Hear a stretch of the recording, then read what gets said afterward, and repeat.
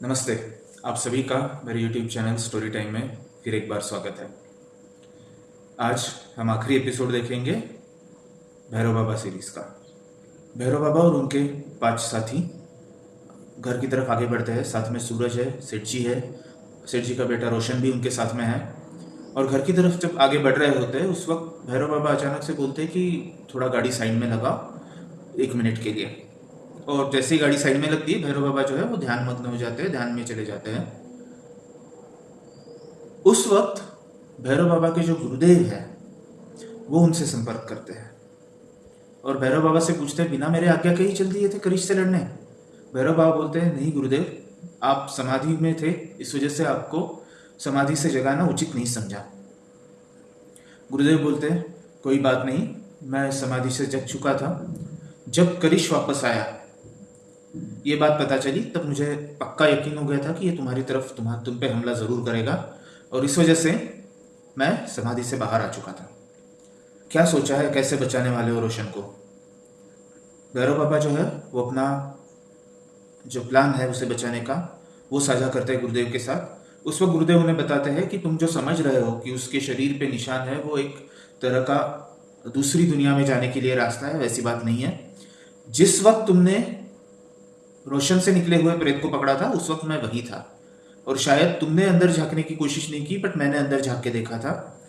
वो कोई रास्ता नहीं है बल्कि एक बीच की तरह है जहाँ पे काफ़ी सारी प्रेतात्माएं और दूसरे किस्म के जीव जो है वो बंद करके रखे हैं। वो एक एक करके बाहर आएंगे और एक एक करके हमला करेंगे।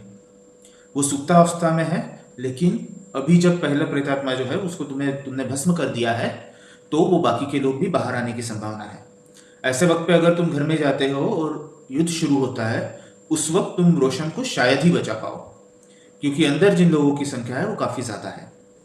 तो इसलिए मैं तुम्हें आगाह कर रहा हूँ, सबसे पहले तुम्हें ये जो बीज डाला गया है या एक तरीके का उनके लिए रहने के लिए एक जगह बनाई गई है रोशन के शरीर के अंदर ही, उसको निकालना होगा, उसको हटाना होगा। वरना तुम एक तरफ करिश से लड़ते रह जाओगे, इधर रोशन तो मारा जाएगा ही, बट साथ में जितने भी उसके आपके साथी है वो सब मारे जाएंगे। ये सुनने के बाद भैरव बाबा प्रणाम करके गुरुदेव से पूछते हैं, पर गुरुदेव ये संभव कैसे है? एक ही शरीर में इतने सारे प्रेतात्मा या इतने सारे अलग अलग किस्म के जीव डालना तो असंभव सी बात है। तब उनको गुरुदेव बताते हैं, तुम्हें याद होगा ही कि जिस वक्त करिश से हम लड़ रहे थे उस वक्त वो एक मंत्र से कई सारे हमले कर सकता था। उसने ये सिद्धि प्राप्त कर ली है कि वो एक बीज में या एक तरीके का बम बना के उसमें कई सारी सिद्धियां, कई सारे प्रेतात्माएं, जीवात्माएं उसमें भर सकता है, उसमें रख सकता है। और जब वो टूटेगा, जब वो हमला हम पे हो रहा था तो एक साथ कई हमले हमारे सैन्य पे हो रहे थे, जिससे हमें बचना बहुत मुश्किल गया है। तब गुरुदेव आगे बताते हैं कि ऐसे वक्त पे उसकी हर एक सिद्धि को अलग अलग करके उससे निकाला जाए तो अपने आप जो उसने घर बनाया है, जो बीज बनाया है, वो नष्ट हो जाएगा। भैरव बाबा ये बात सुनने के बाद आश्वस्त हो जाते हैं कि इस तरीके से अगर हम हमला करते हैं, इस तरीके से अगर हम उस बीज को ही नाकाम कर देते हैं तो शायद हम रोशन को बचा पाए। और अपने गुरुदेव की आज्ञा लेके वो ध्यान से बाहर आ जाते हैं, उनके आशीर्वाद लेके वो ध्यान से बाहर आ जाते हैं। बाहर आने के बाद भैरव बाबा सबको बताते हैं कि वापस सेठ जी के ऑफिस की तरफ मुड़ा जाए। पर सब लोग पूछते हैं कि महाराज, अगर आज हमला होता है या फिर आज वो हमला करने की कोशिश करता है, तो भैरव बाबा बोलते हैं, अगर आज हमला होना होता तो आज हम किसी भी तरह उस घर में पहुंच ही जाते। अगर आज हम नहीं पहुंचे तो इसका मतलब वहां पे हमला नहीं होना है। अगर हम वापस पलट रहे तो आज का दिन हमारे लिए सुरक्षित है, और वैसे भी अमावस्या कल रात से शुरू हो रही है। तो अगर उसने अमावस्या के बारे में बोला है, उसकी ताकत अगर अमावस्या को बढ़ने वाली है, हमला होने वाला है, तो आज के दिन हमारे पास है। उसके बाद वो सारी बातें जो है अपने सेठ जी और सूरज और उन सबसे साझा करते हैं और ऑफिस में आ जाते हैं। ऑफिस में आने के बाद वो सेठ जी से कुछ सामान मंगाते हैं। उसमें 20-25 नारियल, उतने ही नींबू होते हैं, बभूति होती है, हल्दी, कुकू, बुक्का, ये सारी चीज़ें पूजा की जो सामग्री होती है, अगरबत्ती, धूप, ये सारी चीज़ें वहाँ पे मंगाई जाती है। कर्पूर होता है वहाँ पे।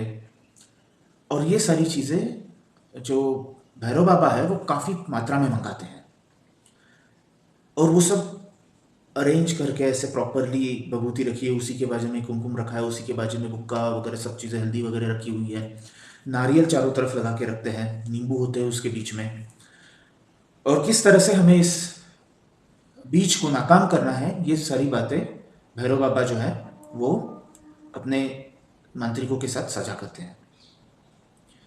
उसके बाद वो सेठ जी और रोशन को बुलाते हैं, बोलते हैं, रोशन को एक कल्पना दे देते हैं, मतलब सेठ जी ने उनको बताया ही होता है कि ऐसा ऐसा है तुम्हारे पे जो है कुछ किया हुआ है, तो हम पूजा पाठ करके आज उसको निकालने वाले हैं, कोई डरने की कोई बात नहीं, बस विश्वास रखो, मैं भी यहीं पे हूँ। उसी कमरे में सूरज भी होता है, उसी कमरे में सेठ जी भी होते हैं और रोशन भी है, और रोशन को एक जगह लिटा दिया जाता है। और फिर भैरव बाबा जो है वो अपना कार्य शुरू करते हैं। सबसे पहला उनका जो उद्देश्य है ये वो होता है कि अंदर जाके देखना कि अंदर कितनी प्रेतात्माएं या कितने अलग अलग किस्म के जीव है, पिशाच है, भूत है, जो कुछ है वो अंदर कितने प्रमाण में है। इस वजह से सबसे पहले जो है भैरव बाबा अपने एक अनुयायी को रोशन के बाजू में बिठाते हैं और उसको बोलते हैं कि सूक्ष्म शरीर लेके तुमको उस द्वार में प्रवेश करना है और वहाँ पे देखना है कि अंदर क्या है, कितना है, और तुरंत बाहर आ जाना है। उनका जो अनुयायी है वो ध्यान में बैठ जाता है और अपने सूक्ष्म शरीर से अंदर प्रवेश करता है। अंदर प्रवेश करते वक्त वो उसके सामने जो है एक बहुत बड़ा पैसेज होता है और उसमें से अलग अलग कमरे निकले हुए हैं। वो अंदर की ओर आगे बढ़ता है, अंधेरा है, थोड़ा सा ही अंधेरे में दिखाई दे रहा है, कौन सा जीव है, कौन सी प्रेतात्मा है, कुछ भी दिखाई नहीं दे रहा है। वो आगे बढ़ते जाता है और अंत में जो है सामने की तरफ, ये तो दो बाजू होते हैं या ऊपर नीचे, बट सामने की तरफ अंत में एक ही जगह होती है, एक ही कमरा होता है, एक ही और वहां पे एक जीव होता है। इससे पहले कि वो समझ पाए कि ये कौन है, वो जो वहां पे बैठा हुआ जीव है वो आंखें खोल देता है और इसकी तरफ देखता है। और जैसे ही ये इसको पता चल जाता है कि वो उसको देख लिया गया है, तुरंत सूक्ष्म शरीर से बाहर निकलता है और वापस अपने शरीर में आ जाता है। लेकिन उसी के साथ साथ रोशन के जो दरवाजा है उसके नाभि के ऊपर का वो खुल जाता है और उसमें से एक साथ कई प्रेतात्माएं बाहर आना शुरू होता है और पूरी तरह से एक हड़कंप मच जाता है, क्योंकि ये प्रेतात्माएं तुरंत हमला शुरू करती है। सबसे पहला हमला होता है सेठ जी के ऊपर, सेठ जी को जो है उठा के दीवार पे पटक दिया जाता है। दूसरा हमला होता है सूरज के ऊपर, सूरज के मुंह से प्रवेश करते हुए एक प्रेतात्मा उसके अंदर चली जाती है। कितनी प्रेतात्माएं बाहर आ रही है, कितने भूत बाहर आ रहे हैं, किसी को भी पता नहीं, लेकिन तांत्रिक भी इससे खुद को बचाने के लिए असमर्थ हो जाता है और उनके ऊपर एक साथ हमले शुरू हो जाते हैं। कोई दीवार पे जा रहा है, किसी को पकड़ पे लिटा दिया है, किसी को मारना शुरू है, किसी के अंदर प्रवेश करने की कोशिश की जा रही है, किसी को दो तीन प्रेतात्माओं ने पकड़ के उसको पटक के रखा है। भैरव बाबा भी इससे परे नहीं थे, भैरव बाबा के ऊपर भी हमले शुरू हो गए थे। उधर रोशन के पिताजी भी उसमें, मतलब सेठ जी जो है उनके ऊपर भी हमले शुरू हो गए थे। और इन सब में रोशन सिर्फ आंखें बंद करके जैसे वो सोया हुआ है वैसे लेटा था। ये सारे एक के बाद निकलने शुरू होते हैं, किसी को कुछ पता नहीं, जख्म हो रहा है, किसी को उठापटक हो रही है, लग रहा है, खून निकल रहा है, लोगों का पूरी तरह से हड़कंप मचा हुआ है। वहां पे तांत्रिक लोग मंत्र जाप कर रहे हैं, बट उसका कुछ, वो मंत्र जाप पूरा करने के से उनको रोका जा रहा है। किसी की लार टपक रही है, किसी के मुंह में उंगली डाल के उसको जबड़ा खींचने की कोशिश की जा रही है, किसी की आंखें फोड़ने की कोशिश की जा रही है। इस तरह ये पूरा एक हड़कंप मचा हुआ है, हर कोई खुद को बचाने की कोशिश कर रहा है और ये सब निकलते ही जा रहे हैं उसमें से, और आखिरकार ये निकलना बंद होता है। और जैसे ही ये निकलने बंद होते हैं, अब पता चलता है कि इसके बाद कोई नहीं आने वाला। उस वक्त भैरव बाबा जो है अपने आजू बाजू के सारे भूत प्रेतों को ढकेल के खुद की छड़ी को पकड़ते हैं और वो छड़ी फेंकते हैं जहां पे ये सारी बबूती और ये सारी चीजें रखी हुई है। और थोड़ी देर के लिए, एक सेकंड में ये सब कुछ हो जाता है, लेकिन तुरंत वो प्रेतात्माएं फिर से उनको पकड़ लेती है और उसी वक्त जो छड़ी है वो वहां पे जोर जोर से घूमना शुरू करती है, जिस वजह से ये कुमकुम, अंगारा या फिर बुक्का या जो कुछ भी बना हुआ है, ये सभी का एक बवंडर की तरह तैयार हो जाता है और किसी सभी को दिखना बंद हो जाता है और बस ये चारों तरफ फैला हुआ है, किसी को दिखाई नहीं दे रहा है। उतने में ही जो धूप ला के रखा था वो भी जलना शुरू हो जाता है। जो छड़ी है वो धूप थोड़ा सा जला हुआ था, उसको बाकी के में मिक्स करके उसको भी घूमते हुए एक पंखे की तरह उसको भी एनर्जी दे रही है और वो भी पूरी तरह धुआं और सभी विभूति कुमकुम हल्दी सब तरफ फैला हुआ है, किसी को कुछ दिखाई नहीं दे रहा है। और इसी वक्त जब ये सब फैल जाता है, उस वक्त धीरे धीरे जो है ये जो प्रेतात्मा है, ये जितनी भी प्रेतात्मा है, उनकी ताकत कम होना शुरू हो जाता है। और इस मौके का फायदा उठा के सभी तांत्रिक फटाफट मंत्र जाप करते हुए सभी आत्माओं को और सभी जो प्रेत, जो कोई भी जीव वहां पे बाहर निकला हुआ है, इनके ऊपर हमला किया हुआ, उन सभी को नींबू में डालना शुरू करता है। एक एक नींबू लाल रंग का बनना शुरू हो जाता है। जैसे ही मंत्र जाप पूरा हो रहा है, लाल रंग का बन रहा है। जैसे ही मंत्र जाप, नारियल फूटना शुरू होता है अपने आप। नारियल जो है फटाफट टुकड़े होते हुए 2 टुकड़ों में अपने आप बंटना शुरू हो जाते हैं। ये सब निकलते निकलते जब खत्म होने आता है, उस वक्त फिर रोशन जोर से चिल्लाता है और उसके अंदर से जो आखिरी जीव इन्होंने देखा था, जो सूक्ष्म जीव से सूक्ष्म आत्मा से अंदर प्रवेश करके जो आखिरी उन्होंने देखा था वहां पे कौन बैठा हुआ है, वो जीव रोशन के शरीर से बाहर आता है।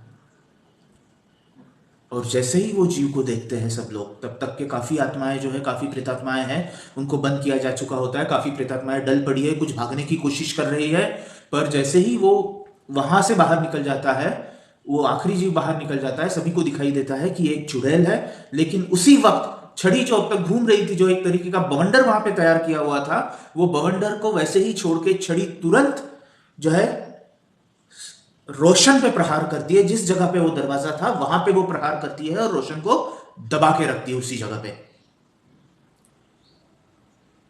आखिरी के 2-4 प्रेतात्माएं बचे हुए जो काफी वीक हो चुके हैं, भागने की कोशिश कर रहे थे, उनको उनकी तरफ 1-2 उनके तांत्रिक चले जाते हैं और बाकी के सारे भैरव बाबा के साथ में ही चुड़ैल से लड़ने के लिए तैयार हो जाते हैं। छड़ी ने उस तरफ रोशन को दबा के रखा हुआ है। सेठ जी के ऊपर जो प्रेतात्माओं का प्रभाव था वो भी कम हो चुका है। सूरज के ऊपर का भी प्रभाव कम हो चुका है। सारी प्रेतात्माएं जो है उनको पकड़ लिया जा चुका है। 2-4 बची हुई है, उनको पकड़ने की कोशिश जारी है। उसी में चुड़ैल हमला कर देती है और एक साथ अपने चाबुक से 2-3 मांत्रिकों को घायल कर देती है।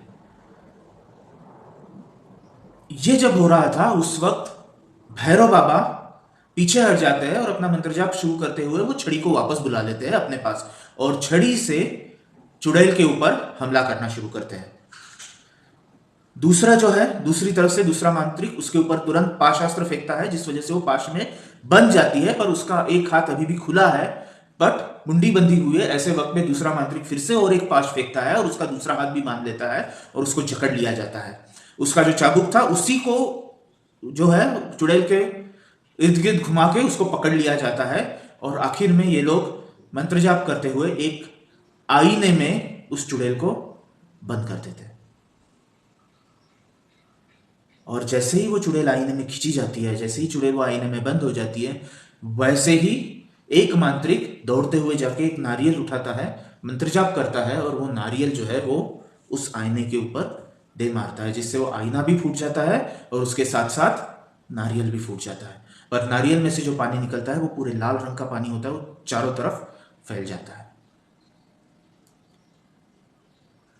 इससे पहले कि कोई सांस ले पाए, कोई ये समझ पाए कि उन्होंने चुड़ैल को हरा दिया है, रोशन को खींचा जाता है और वो जमीन पे से उसको खींचते हुए, दरवाजा फोड़ते हुए उसको कोई अदृश्य शक्ति बाहर ले जाती है और उसको ले जाती है वो अदृश्य शक्ति उसकी घर की तरफ आगे बढ़ते हैं। इधर ये कुछ समझ पाया, अभी तो प्रेतात्माएं जो जितनी सारी थी, चुड़ैल तो जा चुकी है, बट प्रेतात्माएं अभी भी उस नींबू में कैप्चर है, जो अभी तक ठीक उसकी उनके साथ अभी क्या करना है ये अभी तक सोचा भी नहीं गया है। लेकिन इससे पहले नया संकट आगे खड़ा है कि रोशन को खींच लिया गया है, वो जा रहा है उसकी घर की तरफ। इसका मतलब साफ था कि हमला आज ही होने वाला है। एक बात साफ थी कि उसके शरीर में से जितने भी जीव थे, जितने भी भूत प्रेत थे, चुड़ैल थी, उनको निकाल लिया गया। इसका मतलब जो हमला होगा वो अब शरीर के अंदर से नहीं है, जो बाहर से ही हमला करना पड़ेगा। वैसी ही टीम 5 लोग और भैरव बाबा खुद सूरज को लेके, सेठ जी को लेके तुरंत गाड़ी में बैठ के घर की ओर निकल जाते हैं।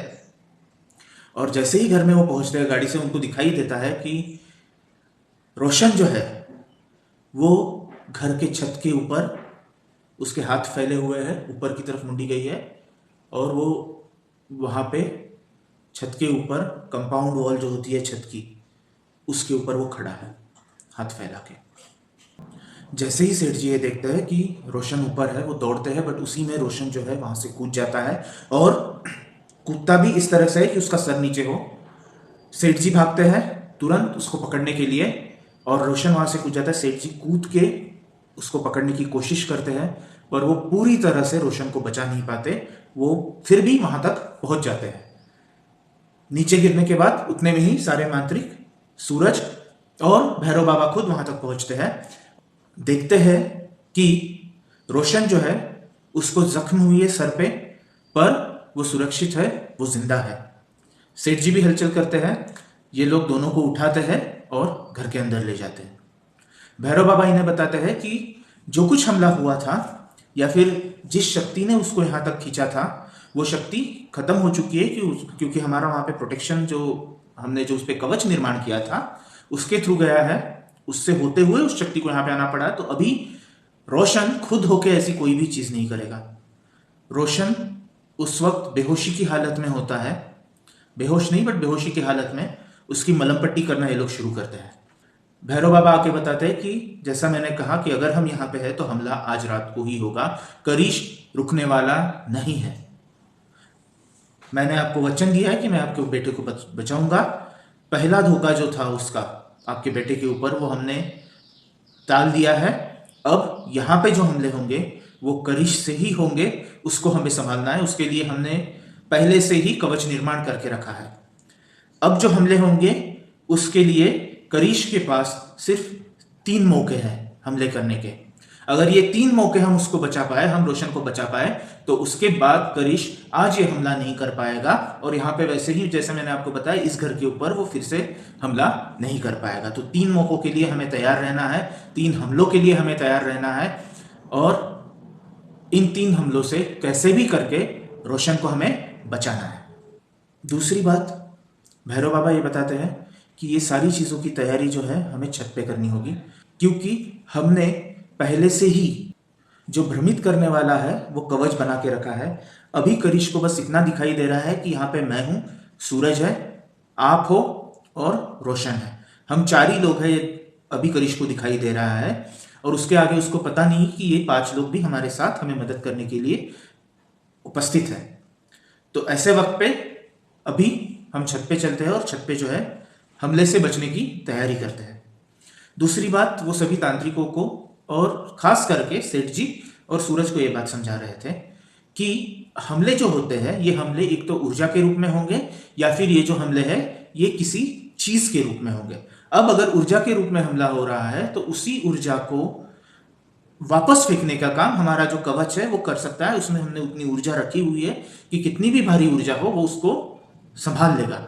दूसरी बात, अगर ये हमला किसी चीज के रूप में या कोई वस्तु के रूप में किया जाता है, तो ऐसे वक्त पे उसी वस्तु के कुछ कण लेके फिर से ऊर्जा में परिवर्तित करके उस वस्तु को रोकने का काम भी ये कवच कर सकता है।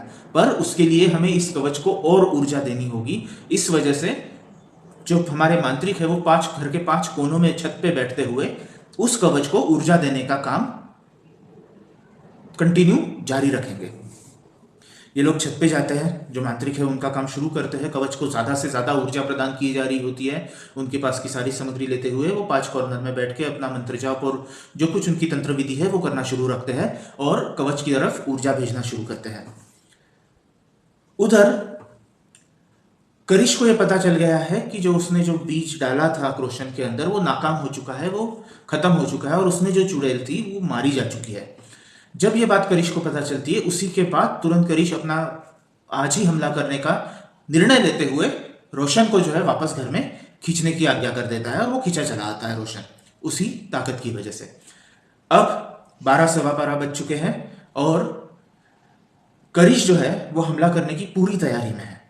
वो जानता है कि उसके पास 3 ही मौके हैं जब वो हमला कर पाएगा, और ये हमला ऊर्जा के रूप में होगा या फिर किसी वस्तु के रूप में होगा।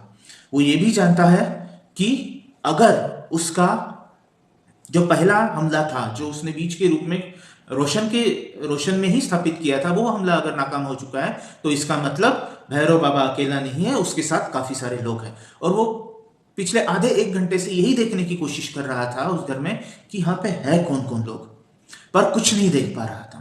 करिश ये तय करता है कि पहला हमला किया जाए और देखा जाए इसे किस तरीके से रोका जाता है। तो पहला हमला जो है करिश करता है ऊर्जा के रूप में, और भयानक ऊर्जा जो कि अग्नि के रूप में है, जो पिघला देगी किसी भी चीज को, इतनी जबरदस्त अग्नि के रूप में पहला हमला किया जाता है।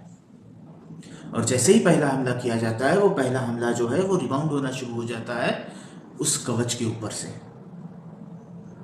और ये रिबाउंड होने के बाद करिश को पता चल जाता है कि ये हमला रिबाउंड हो रहा है, और किस वजह से रिबाउंड हो रहा है ये भी उसको पता है, किस वजह से ये हमला वापस आ रहा है ये भी करिश को पता है। करिश वो हमला तुरंत रोक देता है। उसको ये बात पता चल जाती है कि इसके ऊपर कवच का निर्माण किया हुआ है, पर अगर कवच का निर्माण किया हुआ है तो वो कवच करिश को क्यों नहीं दिखाई दे रहा, क्यों नहीं पता चल रहा है? इसी सोच में करिश होता है कि ये उसको कवच का निर्माण क्यों नहीं दिखाई दे रहा है। और वो फिर बारीकी से उस घर का निरीक्षण करना शुरू करता है। उसको जो घर की कंपाउंड वॉल है उसमें का और पेड़ में के अंतर के बारे में उसको पता चल जाता है, और उसको ये कल्पना हो जाती है कि इन्होंने किस तरीके से ये कवच का निर्माण किया है। और उसको ये भी कल्पना हो जाती है कि ये कवच अकेला नहीं है, इसको भ्रमित करने के लिए, करिश को नजरबंद करने के लिए, करिश को भ्रमित करने के लिए उसके ऊपर और एक कवच का निर्माण किया हुआ है। अब ऐसे जो कवच निर्माण किए जाते हैं, जैसे मतलब पहला कवच जो करिश ने भी निर्माण किया था, या उसके ऊपर के 2 कवच जो अभी भैरव बाबा और उनकी टीम ने निर्माण किए, ये कवच को तोड़ने के लिए जहां पे ये कवच का निर्माण किया हुआ है उस जगह पे हमला करना जरूरी होता है। कहां पे ये कवच का निर्माण किया गया था करिश ने, भैरव बाबा को पता नहीं था, लेकिन भैरव बाबा ने कहां पे ये निर्माण किया हो सकता है इस बारे में पूरा अंदाजा करिश को था। और करिश ऑफिस की ओर निकल पड़ता है। उधर ऑफिस में जो कुछ हंगामा हुआ है वो सारी चीजें इधर उधर बिखरी हुई है। नारियल फूटे हुए हैं, लाल नींबू पड़े हुए हैं, वो नींबू का क्या करना है उनको एक साथ बस रखा हुआ है।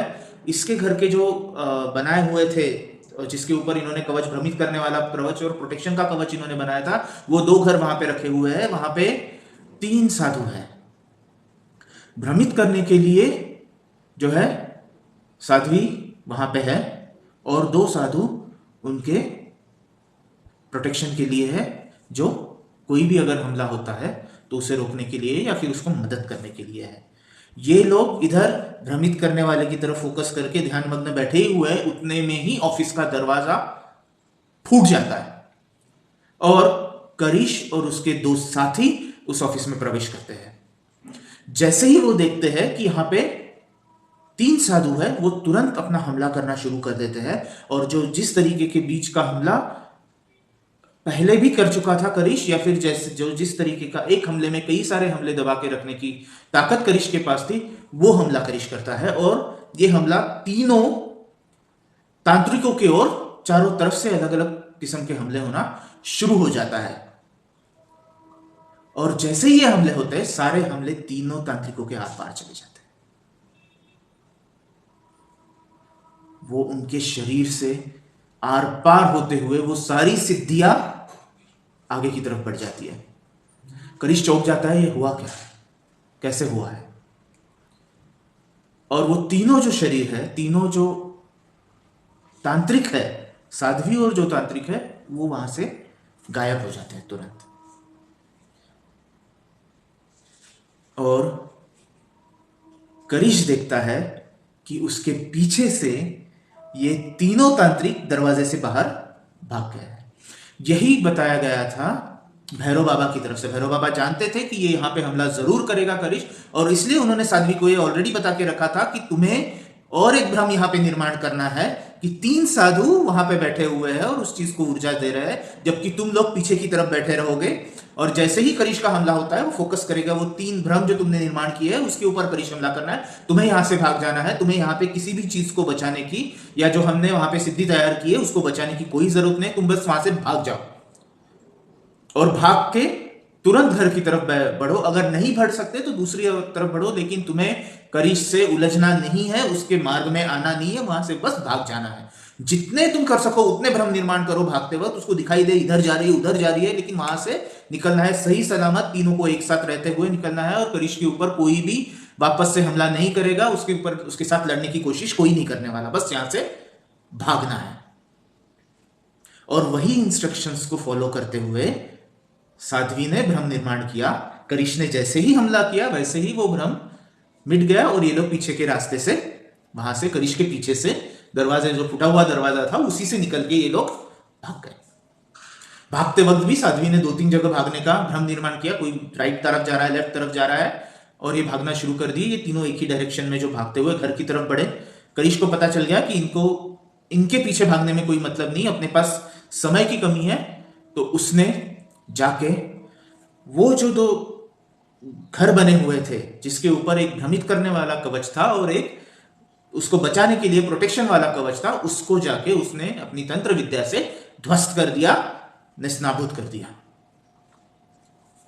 अब इसका मतलब है कि उस घर के ऊपर कोई भी कवच नहीं है, कोई भी प्रोटेक्शन नहीं है। अब करिश जो है सीधा हमला कर सकता है उस घर पे। इस तरफ दोनों साध्वी और दोनों साधु भागते हुए उस घर तक पहुंच जाते हैं। उतने में करिश भी वहां से निकल जाता है। करिश भी खुद के जो जहां कोई वो ठहरा हुआ है उसकी ओर चल देता है, वहां पे पहुंच जाता है और अगले हमले के लिए तैयार हो जाता है। जैसा कि पहली बार बताया, पहला हमला जो था वो ऊर्जा का था। करिश फिर से दूसरा हमला भी अग्नि का ही करता है, अग्नि ऊर्जा ही भेजने की तैयारी करता है घर के ऊपर, जहां पे ये सारे लोग पिघल जाए। अब करिश को यह भी दिखाई दे रहा है कि वहां पे कितने साधु है, कौन सी तैयारी चल रही है और किस तरीके से लड़ने की जो है इन्होंने तैयारी करके रखी है और किस तरह से लड़ रहे हैं। करिश को यह भी दिखाई देता है कि जो 2 साधु और साध्वी भाग के गए थे वो भी घर पे पहुंच चुके हैं, वो भी छत पे है। और ऐसे 9 साधु, सूरज, रोशन और सेठ जी, सभी लोग छत पे मौजूद हैं। करिश हमला करने की तैयारी कर रहा है। दूसरी तरफ भैरव बाबा सारे साधुओं को पास में बुलाते हैं, इन तीनों को बीच में रखते हुए, मतलब कौन तीन, रोशन, सूरज और सेठ जी, इन तीनों को बीच में रखते हुए सारे साधु घेरा बना लेते हैं और अंदर ही उनको बचाने का जो है मंत्र जाप करने लगते हैं। उनको पता था ये ऊर्जा, ये जो हमला होने वाला है ये तो ऊर्जा के रूप में होगा या फिर किसी वस्तु के रूप में होगा। तो ये खुद के शरीर का इस्तेमाल करते हुए एक आवरण का निर्माण करना शुरू कर देते हैं। मंत्र जाप शुरू है चारों तरफ। उतने में ही दूसरा हमला होता है। फिर से करिश जो है जबरदस्त ऊर्जा भेजता है, अग्नि भेजता है। सारे लोगों ने खुद के शरीर का कवच निर्माण करते हुए तीनों को बचाने की पूरी कोशिश सब लोग कर रहे हैं। भैरव बाबा भी कोशिश कर रहे हैं, लेकिन भले ही वो अग्नि अंदर तक ना पहुंच पाए, लेकिन जो स्लैब है नीचे से, जो घर है वो तपना शुरू होता है और जो उसकी तपन है वो इनके पैरों तक पहुंचना शुरू होता है। सभी के पैर जलने लगते हैं, मतलब वो पैर नहीं रख पा रहे, वो जगह पे ही धीरे धीरे पैर उठाने के, जिन्होंने चप्पल पहनी है उनकी चप्पल पिघलना शुरू हो जाता है, चप्पल का धुआं ऊपर तक उठना शुरू हो जाता है और वो चारों तरफ से बस ऊर्जा, मतलब अग्नि अग्नि, आग दिखाई ना दे रही है बट गरम गरम गरम चारों तरफ से पूरा इनको घेर लेता है। घर पूरी तरह तप चुका है, सीमेंट है, उसकी हीट जनरेट करना शुरू होता है। जहां पे वो अंदर खड़े हैं, अंदर जिन तीनों को प्रोटेक्ट करके रखा है, वहां से भी गर्म हवाएं निकलना ऊपर की तरफ शुरू हो जाता है और उससे बचने के लिए भैरव बाबा या कोई भी तांत्रिक तैयार नहीं होता है या फिर उन्होंने कोई उपाय योजना नहीं की होती है। ये सारा 2 या 3 मिनट तक ये हमला चलता है। सारे तांत्रिकों के पूरे पैर जल चुके हैं, पैर जो है वो फूट चुके हैं। नीचे जिन्होंने चप्पल पहनी थी वो चप्पल भी, मतलब रोशन, सूरज और सेठ जी, इनकी चप्पल भी पिघल चुके हैं, इनको भी जो जख्म होने लग गए हैं और ये जो हमला है ये 2 मिनट बाद रुक जाता है। वो गर्मी, वो तपन इतनी भयानक होती है कि सबके शरीर पे अचानक से फोड़े आना शुरू हो जाता है।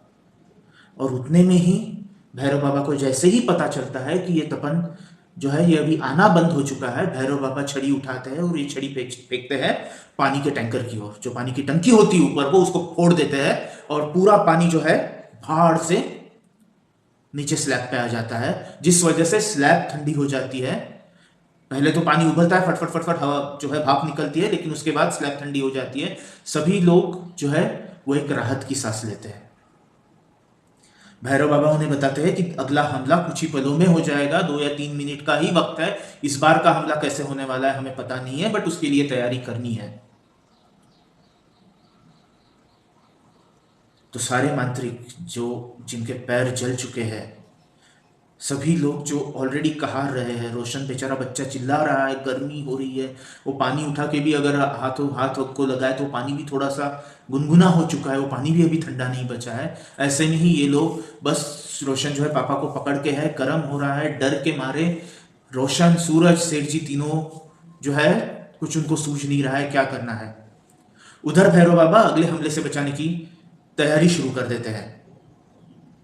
अगला हमला किस तरीके से होगा ये पता नहीं, बट जहां तक हो सके अगला हमला अग्नि के रूप में या हीट के रूप में नहीं होगा, क्योंकि अभी यहाँ पे स्लैब पे जो है पानी है, और पानी और अग्नि अगर एक साथ हो जाए तो हमला कारगर नहीं होगा। इसका मतलब रोशन उसमें से बच जाएगा, ये बात करिश को भी पता है। तो अगला हमला हीट के रूप में नहीं होगा, गर्मी के रूप में नहीं होने वाला। तो अगला हमला जो है वो मोस्टली आखिरी हमला है, मोस्टली किसी वस्तु के रूप में ये हमला किया जाएगा। भैरव बाबा सभी को आज्ञा देते हैं कि तैयार रहो, वस्तु के रूप में हमला आने वाला है, हमें लड़ने के लिए तैयार रहना है। दूसरा हमला खत्म हो चुका था। सभी लोग बुरी तरह से इंज्योर थे, किसी को जख्म हुए हैं, कहीं से खून बह रहा है, किसी के सर पे मार लगा हुआ है। सारे लोग तो गर्मी की वजह से परेशान थे, गर्मी के फोड़े आना शुरू हो चुके थे। और ऐसे में ही जो भैरव बाबा है उन्होंने बोला तीसरे हमले के लिए तैयार रहो। भैरव बाबा का अनुमान यह था कि 2 हमले ऊर्जा की इससे हुए हैं, ऊर्जा का अटैक हुआ है, तो इस बार जरूर किसी न किसी चीज का अटैक होगा। तो उस वजह से सारे जो तांत्रिक लोग हैं उन्होंने अपने अपने हथियार हाथ में ले लिए। भैरव बाबा की काठी थी उनके साथ, उसके बाद किसी के साथ त्रिशूल था, किसी ने अपना परशु ले लिया, किसी का वो चिमटा होता है वो हाथ में था, किसी की और काठी थी। तो ऐसे सारे लोग जो है, सारे तांत्रिक लोग युद्ध के लिए तैयार हो गए, क्योंकि उनको ऐसा अंदाजा था, ऐसा भैरव बाबा का कहना था कि वहां पे शायद जो है अब किसी भी चीज का हमला होगा, कोई चीज हमारे ऊपर आके जोर जोर से गिर सकती है और इस तरह से हमला हो सकता है। सब लोग तैयार थे। सब लोगों ने, जैसा कि पहले ही उनका डिसाइड हुआ था, रोशन, सूरज और सेठ जी को घेरा बना के सब लोग खड़े थे चारों तरफ से और लड़ाई के लिए तैयार थे। नीचे पूरा स्लैब पे पूरा पानी फैला हुआ है। जो टंकी फोड़ी थी अभी भैरव बाबा ने, वो टंकी का मलबा चारों तरफ गिरा हुआ है, और ऐसे में ये लोग तैयार थे। करिश भी ये सब देख ही रहा था, और आखिर में करिश ने तीसरा और आखिरी हमला शुरू किया। ये लोग तैयार थे लड़ाई के लिए, और उतने में हल्की सी हवा बहने लगी, जो कि संभव नहीं था, क्योंकि जैसा मैंने बताया वो पूरा कंट्रोल्ड एनवायरनमेंट था। तो बिना करिश के इच्छा के वहां पे हवा बहना भी संभव नहीं था, बट वो हवा भी बहने लगी थी। भैरव बाबा तैयार थे, ऊपर की ओर देख रहे थे किस तरफ से क्या हमला होगा। उतने में जो सीढ़ियों के ऊपर टीन होता है, वो टीन उछल के इनके ऊपर आके गिरा। ये लोग समझ ही नहीं पाए कि अंदर की चीज का हमला हो रहा है, और ये अपने शस्त्र से उस टीन को ब्लॉक करते, उस टीन को नीचे गिराते। उतने में ही चारों तरफ जो फैला हुआ मलबा था वो उड़ के इनके ऊपर हमले करने लगा। ये लोग अपने शस्त्र से लड़ने के लिए तैयार थे, लेकिन जब ईंट, पत्थर, सीमेंट आने लग गए तब ये लोग डर गए, और उसको रोक पाना किसी शस्त्र से, लाठी से, बड़ी बड़ी ईंटों को रोक पाना इनके लिए मुश्किल हो रहा था। और वो काफी तेजी से इनके ओर हमले किए जा रहे थे, जैसे कोई उन्हें उठा के फेंक रहा हो। उतने में ही पूरे घर के दरवाजे, खिड़कियां खुल गई, और वो भी हिलने लगे जैसे कि कोई उसे खींच के तोड़ने की कोशिश कर रहा हो। दरवाजे टूट रहे हैं, खिड़कियों के दरवाजे टूट रहे हैं, कांच फूट रही है, और वो सारी चीजें इनके ऊपर आके हमला कर रहे हैं। उतने में भैरव बाबा बोलते हैं कि ये हमला ऊर्जा का ही है, ये हमला किसी चीज का नहीं है, क्योंकि जो भी चीजें यहाँ पे इस्तेमाल हो रही है, चाहे वो कांच हो, चाहे वो सीमेंट का मलबा हो, चाहे वो टीन हो जो इनके ऊपर हमले कर रहा है, वो सारी चीजें घर की थी। तो इन्होंने जो है फिर से सभी लोगों ने मिलके ऊर्जा का कवच का एक छतरी जैसा बना लिया। पर वो ऊर्जा का कवच इतना ताकतवर था ही नहीं कि बड़े बड़े दरवाजे और खिड़कियां संभाल पाए। धीरे धीरे होते होते उस कवच में फूटने लगा, उस कवच में क्रैक आने लग गई है और हमले एक के बाद एक चीजें आके गिर रही है, फेंका जा रहा है और एक तरीके का माहौल ऐसा हो गया कि उनको किस तरफ से कौन सी चीज उड़ते हुए आएगी वो पता ही नहीं। ये जो हमला था ये ऊर्जा का था, ये काइनेटिक एनर्जी यानी कि गतिज ऊर्जा और स्थितिज ऊर्जा का मिश्रण करके ये हमला किया गया था और ये हमले चल रहे थे।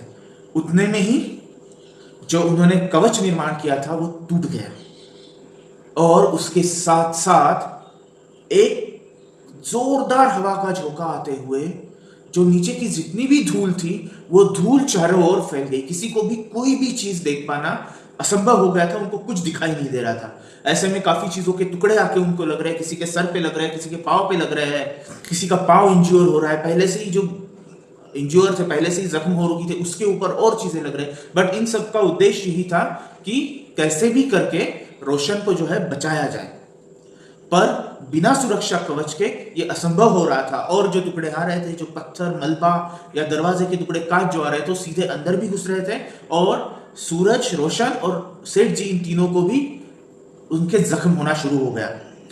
ऐसे में ही भैरव बाबा ने साध्वी को हाथ लगाया और उनको इशारा किया। साध्वी ने तुरंत जो है एक छलावा निर्माण किया और एक सेटअप निर्माण किया कि ये लोग वहीं पे लड़ रहे हैं और तीनों लोग, मतलब रोशन, सूरज और जो सेठ जी है वो इन तीनों के बीच में है, ऐसा छलावा निर्माण किया। और उसी के साथ भैरव बाबा ने सबको इशारा करते हुए बाजू ले गए। अब हो ये रहा था कि वो धूल की वजह से न करिश देख पा रहा है अंदर कौन कहां पे है, और वो छलावा जो है वो काम कर रहा था। करिश को यही लग रहा था कि ये इस स्पॉट पे सारे लोग खड़े हैं, जबकि वो लोग मूव हो चुके थे, वो लोग दूसरी जगह पे जा चुके थे और वहां पे अभी हमले हो रहे थे जो गलत जगह पे हो रहे थे। पर यह चीज ज्यादा देर नहीं चल पाई। जैसे ही वो धूल सेट हुई, जैसे ही करिश को थोड़ा सा अंदाजा हो गया कि कुछ गड़बड़ है, उसने धूल को जो है हटा दिया और वहां पे देखा कि ये लोग दूसरी जगह पे खड़ा है। करिश ने तुरंत अपना हमले का जो डायरेक्शन है वो चेंज करते हुए फिर से इनके ऊपर हमले करने शुरू कर दिए। ऐसे में ही एक बड़ा सा मलबा, बड़ा सा सीमेंट का 4-5 ईंटों का ब्लॉक जो है वो उड़ते हुए आता है और वो सीधा रोशन की ओर जा रहा होता है। उतने में ही भैरव बाबा जो है खुद की छड़ी से उसके ऊपर वार करते हैं, पर वो फूटने के बावजूद उसमें से एक ईंट जाके रोशन को कंधे पे लग जाती है। रोशन का कंधा जो है वो यहां से निकल जाता है, उसका जो डिस्लोकेट हो जाता है और वो कहारने लगता है, जोर जोर से चिल्लाने लगता है। उसके पापा उसको कस के पकड़ लेते हैं, सूरज भी उसके पास ही है, वो भी संभाल रहा है। पर ये हमले इतने ज्यादा चारों तरफ से हो रहे थे कि किसी को कुछ सूझ भी नहीं रहा था।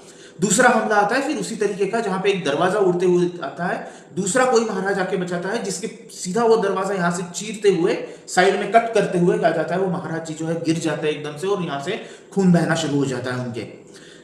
इस सब हमले को किस तरह रोका जाए, इसके लिए कोई सोचने के लिए भी किसी के पास वक्त नहीं था और एक के बाद एक हमले हुए जा रहे थे। सब लोग जो है इंज्योर हुए जा रहे थे। उतने में ही पीछे से भैरव बाबा जो है मुड़ के देखते हैं रोशन की तरफ। उनको दिखाई देता है कि रोशन के पीछे के जो टंकी फोड़ी है उसका जो पाइप है वो उखड़ चुका है और वो रोशन की तरफ बढ़ रहा है। भैरव बाबा दौड़ते हुए जाते हैं रोशन को और सेठ जी को पकड़ के खुद मुड़ जाते हैं और खुद के पीठ पे वो पूरा वार झेल लेते हैं, जिसके उनके गर्दन पे जोर से आघात होता है और उस आघात की वजह से भैरव बाबा वहीं पे मूर्छित होके, बेहोश होके गिर जाते हैं। सब जो साधु है ये सब चीजें देख रहे हैं, वो रोकने की कोशिश कर रहे हैं, प्रोटेक्शन करने की कोशिश कर रहे हैं, हर एक चीजों को अलग अलग खुद अपनी ओर से ढाल बनाने की कोशिश करके प्रोटेक्ट करने की कोशिश कर रहे हैं, पर किसी को कुछ समझ में नहीं आता। उतने में सूरज जो है वो नीचे से पानी भैरव बाबा को उठाता है और पानी में ले जाके डुबोता है। जो पानी इर्द गिर्द पड़ा हुआ है उसमें डुबो के उनको निकालता है। भैरव बाबा को थोड़ा सा होश आता है। उतने में ही जैसे ही होश आता है भैरव बाबा देखते हैं कि एक बहुत बड़ा हमला होने जा रहा है, क्योंकि सारी एनर्जी जो है, सारी जो गतिज ऊर्जा है, वो सारी ऊर्जा एक तरफ बह रही है और एक बड़ा सा मलबा नीचे से जो है वो हट के गिर जाता है और उसके नीचे एक पत्थर जो बाहर रखा हुआ है वो ऊपर की तरफ आने लगता है। बट जैसे ही ये ऊपर की तरफ आने लगता है, वैसे ही एक दूसरे महाराज जो है वो त्रिशूल से उसके ऊपर वार करके उस पत्थर को फोड़ देते हैं और फिर से त्रिशूल वापस लेके जो है प्रोटेक्ट करने की कोशिश करते हैं। पर उसके बावजूद फिर भी और एक आखिरी हमला जो है वो होता है, और वो जो टूटा हुआ पत्थर है वो उसके टुकड़े और उसके साथ साथ और कई चीजें मलबे की एक साथ ऊपर आ जाती है और एक दूसरे में चिपक जाती है। उनके घर के ऊपर कम से कम 15 फीट बड़ा पत्थर की तरह तैयार हो जाता है, और ये पत्थर अब रोशन की तरफ बढ़ने वाला है। ये बात साफ थी, ये बात क्लियर थी। उतने में ही भैरव बाबा होश संभाले हुए जो थे, जो खड़े हुए थे, वो अपनी छड़ी लेते हैं और वो छड़ी को इस तरह बीच में पकड़ के दूसरे हाथ से इन दोनों को, मतलब रोशन और उसके पापा को पकड़ते हुए ये पीठ फिर से उस पत्थर की तरफ करके छड़ी पीछे की तरफ करते हैं और छड़ी को छोड़ देती है। और जैसे ही छड़ी को वो छोड़ देते हैं वैसे ही वो छड़ी बिखर जाती है, ब्लास्ट हो जाता है उस छड़ी का। और विद इन अ सेकंड, एक सेकंड के अंदर अंदर वो छड़ी के जो ब्लास्ट हुआ है, वो छोटे छोटे धागे की तरह बना है, वो एक दूसरे में बैठ के एक कवच निर्माण हो जाता है, एक पूरी शील्ड निर्माण हो जाती है। जैसे कि कपड़ा जैसे बुना जाता है, चटाई जैसे बुनी जाती है, उस तरीके की ये शील्ड तैयार हो जाती है। और वो शील्ड इनके ऊपर आके इन तीनों को पकड़ लेती है। पर वो पत्थर जैसे गिरने लगता है, भैरव बाबा को ये पता चल जाता है कि हम तीनों लोग भी अगर बच गए तो बाकी कोई भी इसमें से बच नहीं पाएगा। उसी में भैरव बाबा जो है उस छड़ी को आदेश देते हैं कि सबको उसमें लेना है। छड़ी का जो मतलब जो चटाई बनी हुई है वो घूमते हुए सारे लोगों को वो पत्थर गिरने से पहले खुद में संभाल लेती है, और एक बड़ा सा प्रोटेक्शन बॉल की तरह बना पड़ा होता है, बन जाता है उसका, और उसके अंदर सारे लोग आ जाते हैं। सारे लोग, किसी का सर नीचे है, किसी कोई आड़ा टेढ़ा है, किसी का पांव टूटा है, सबका खून बह रहा है, सब जख्मी है, सब भुने हुए हैं उस पहले वाले आग से, फिर भी सब लोग एक दूसरे को चिपक के एक दूसरे को में आड़े टेढ़े मिक्स होके वो जो कवच है वो निर्माण हो जाता है, और उसके ऊपर उस पत्थर का घाव पड़ता है। जैसे ही उस पत्थर का घाव पड़ता है, उस कवच के ऊपर, उस चटाई के ऊपर वो पत्थर बिखर जाता है और ब्लास्ट हो जाता है।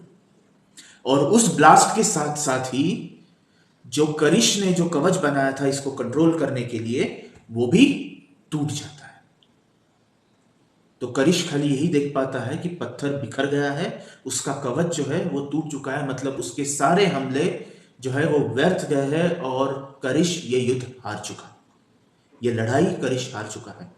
उधर अंदर की तरफ घर पे जो बॉल बना हुआ है, जो एक दूसरे के साथ चिपके हुए सब आड़े टेढ़े, किसी का सर नीचे आड़े टेढ़े है, वो फूटने के बाद जैसा ही वो सारा गिर जाता है, वो बॉल वैसा का वैसा, चटाई का छड़ी का बनाया हुआ वो बॉल वैसा का वैसा रहता है, और साइड में होते हुए किसी ऐसी जगह पे जाता है जहाँ पे थोड़ी शांति हो, छत पे ही, और वो बॉल जो है वो चटाई खुल जाती है। चटाई खुल के फर्श पे जो है फैल जाती है। उसके अंदर हम देख पा रहे हैं सब लोग एक दूसरे के ऊपर गिरे हुए, चटाई अंदर से पूरी खून से लाल हुई पड़ी है। किसका खून है, किसको कहाँ लगा है, किसी को पता नहीं, बट हर कोई जख्मी अवस्था में बस अपनी जगह से बाजू होके, मतलब दूसरे के ऊपर जो लेटा हुआ है बाजू होके लेटना शुरू करता है, और सब लोग थक के जो है उस चटाई पे लेटे होते हैं। एक मंद मंद मुस्कान भैरव बाबा और सभी मांत्रिकों के चेहरे पे होती है कि हम लोग करिश से बच पाए हैं, जिंदा यहां से वापस निकल रहे हैं। थैंक यू दोस्तों, ये रहा last episode of Bhairav Baba series, आखिरी एपिसोड था। ये पूरी सीरीज आपको कैसी लगी कमेंट में जरूर बताएं। अगर अच्छी लगी हो तो लाइक कीजिए, लोगों तक पहुंचाइए शेयर करके, चैनल को सब्सक्राइब कीजिए। धन्यवाद, नमस्ते।